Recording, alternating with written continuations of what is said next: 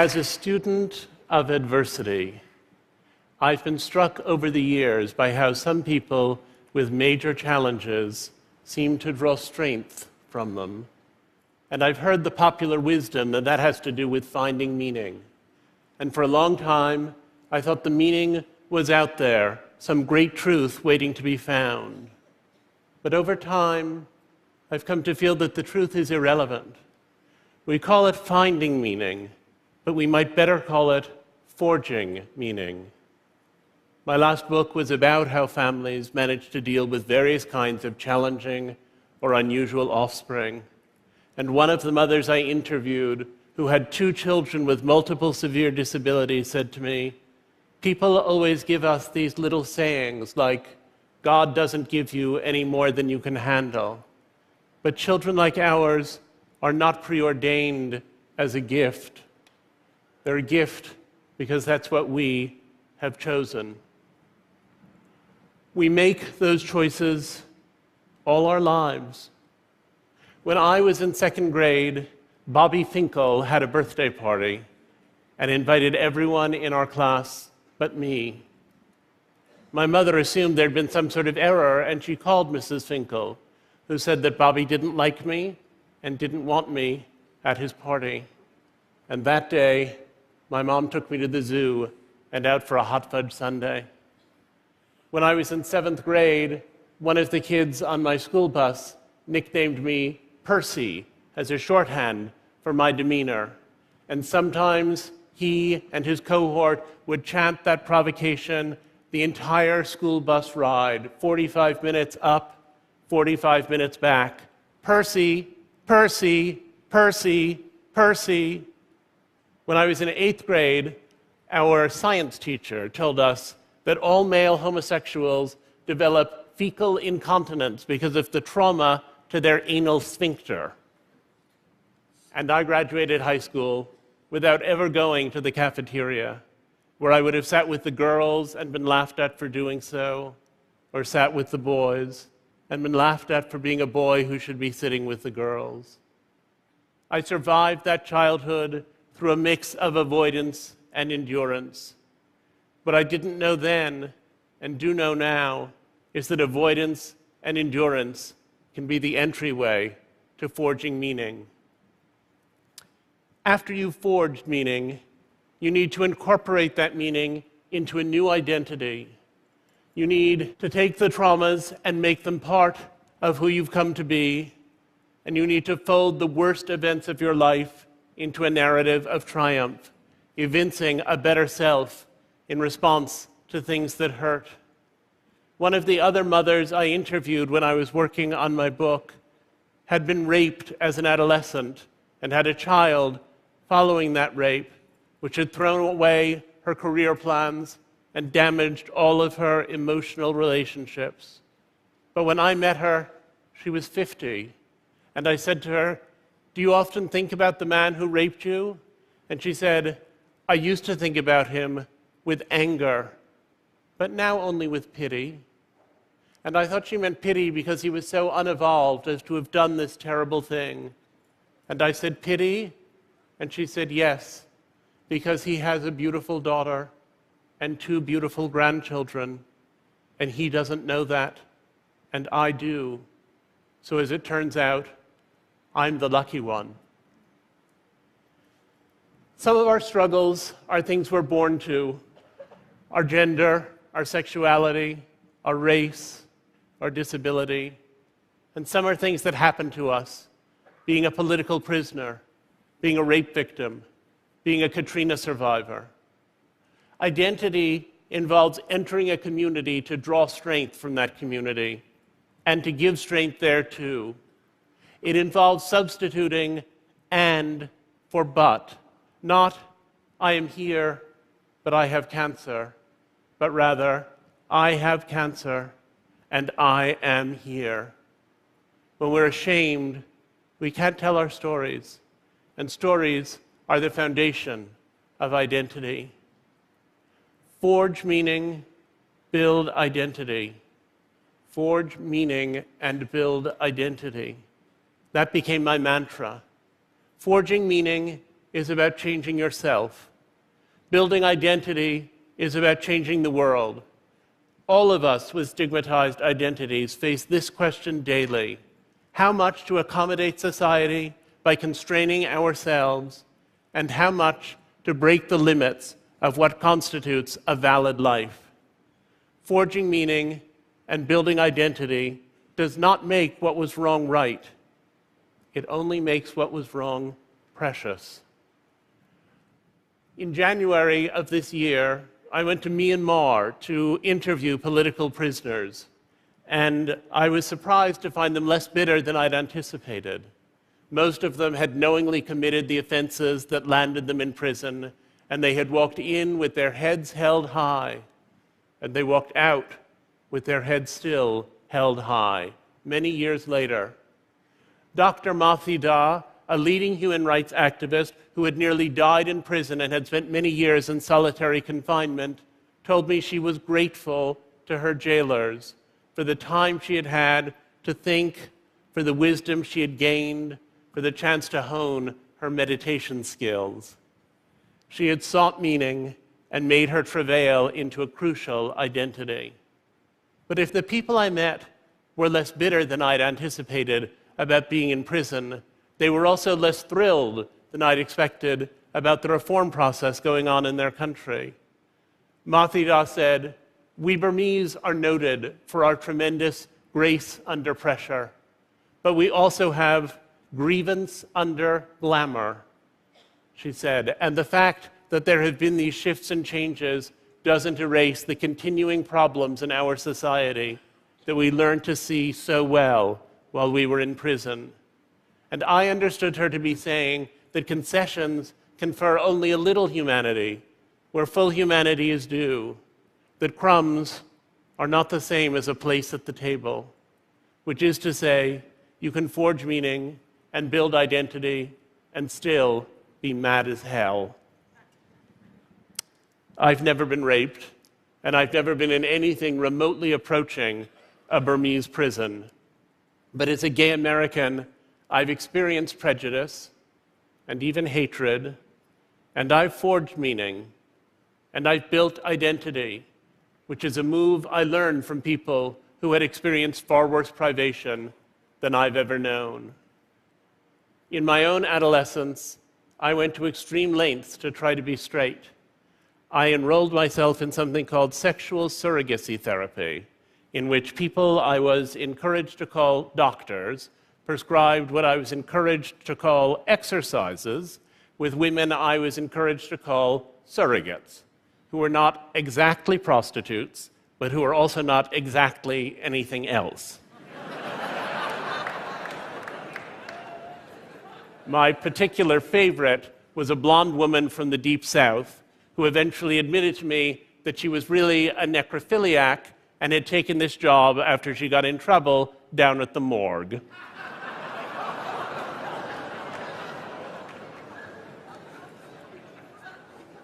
These experiences eventually allowed me to have some happy physical relationships with women, for which I'm grateful. But I was at war with myself, and I dug terrible wounds into my own psyche. We don't seek the painful experiences that hew our identities, but we seek our identities in the wake of painful experiences. We cannot bear a pointless torment, but we can endure great pain if we believe that it's purposeful. Ease makes less of an impression on us than struggle. We could have been ourselves without our delights, but not without the misfortunes that drive our search for meaning. Therefore, I take pleasure in infirmities, St. Paul wrote in 2 Corinthians. For when I am weak, then I am strong. In 1988, I went to Moscow to interview artists of the Soviet underground, and I expected their work to be dissident and political. But the radicalism in their work actually lay in reinserting humanity into a society that was annihilating humanity itself, as in some senses, Russian society is now doing again. One of the artists I met said to me, "We were in training to be not artists, but angels." In 1991, I went back to see the artists I'd been writing about, and I was with them during the putsch that ended the Soviet Union, and they were among the chief organizers of the resistance to that putsch. And on the third day of the putsch, one of them suggested we walk up to Smolenskaya, and we went there, and we ranged ourselves in front of one of the barricades, and a little while later, a column of tanks rolled up. And the soldier on the front tank said, "We have unconditional orders to destroy this barricade. If you get out of the way, we don't need to hurt you. But if you won't move, we'll have no choice but to run you down." And the artist I was with said, "Give us just a minute. Give us just a minute to tell you why we're here." And the soldier folded his arms, and the artist launched into a Jeffersonian panegyric to democracy, such as those of us who live in a Jeffersonian democracy would be hard-pressed to present.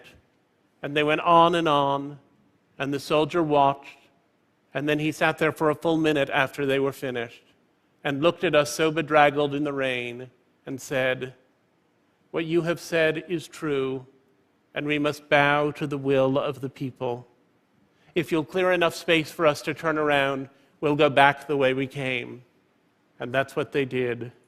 Sometimes forging meaning can give you the vocabulary you need to fight for your ultimate freedom. Russia awakened me to the lemonade notion that oppression breeds the power to oppose it, and I gradually understood that as the cornerstone of identity. It took identity to rescue me from sadness.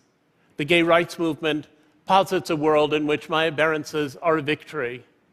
Identity politics always works on two fronts: to give pride to people who have a given condition or characteristic, and to cause the outside world to treat such people more gently and more kindly. Those are two totally separate enterprises, but progress in each sphere reverberates in the other. Identity politics can be narcissistic. People extol a difference only because it's theirs. People narrow the world and function in discrete groups without empathy for one another. But properly understood and wisely practiced, identity politics should expand our idea of what it is to be human. Identity itself should be not a smug label or a gold medal, but a revolution. I would have had an easier life if I were straight, but I would not be me. And I now like being myself better than the idea of being someone else. Someone who, to be honest, I have neither the option of being nor the ability fully to imagine. But if you banish the dragons, you banish the heroes. And we become attached to the heroic strain in our own lives. I've sometimes wondered whether I could have ceased to hate that part of myself without Gay Pride's Technicolor fiesta, of which this speech is one manifestation. I used to think I would know myself to be mature when I could simply be gay without emphasis. But the self-loathing of that period left a void, and celebration needs to fill and overflow it. And even if I repay my private debt of melancholy, there's still an outer world of homophobia that it will take decades to address. Someday, being gay will be a simple fact, free of party hats and blame, but not yet. A friend of mine, who thought Gay Pride was getting very carried away with itself, once suggested that we organize Gay Humility Week.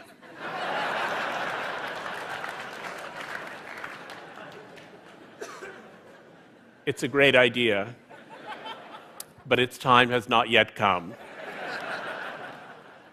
And neutrality, which seems to lie halfway between despair and celebration, is actually the end game. In 29 states in the US, I could legally be fired or denied housing for being gay. In Russia, the anti-propaganda law has led to people being beaten in the streets. 27 African countries have passed laws against sodomy, and in Nigeria, gay people can legally be stoned to death, and lynchings have become common. In Saudi Arabia recently, 2 men who had been caught in carnal acts were sentenced to 7,000 lashes each. and are now permanently disabled as a result. So who can forge meaning and build identity? Gay rights are not primarily marriage rights, and for the millions who live in unaccepting places with no resources, dignity remains elusive. I'm lucky to have forged meaning and built identity, but that's still a rare privilege, and gay people deserve more collectively than the crumbs of justice. And yet, every step forward is so sweet. In 2007, 6 years after we met, my partner and I decided to get married. Meeting John had been the discovery of great happiness and also the elimination of great unhappiness. And sometimes I was so occupied with the disappearance of all that pain that I forgot about the joy, which was at first the less remarkable part of it to me. Marrying was a way to declare our love as more a presence than an absence.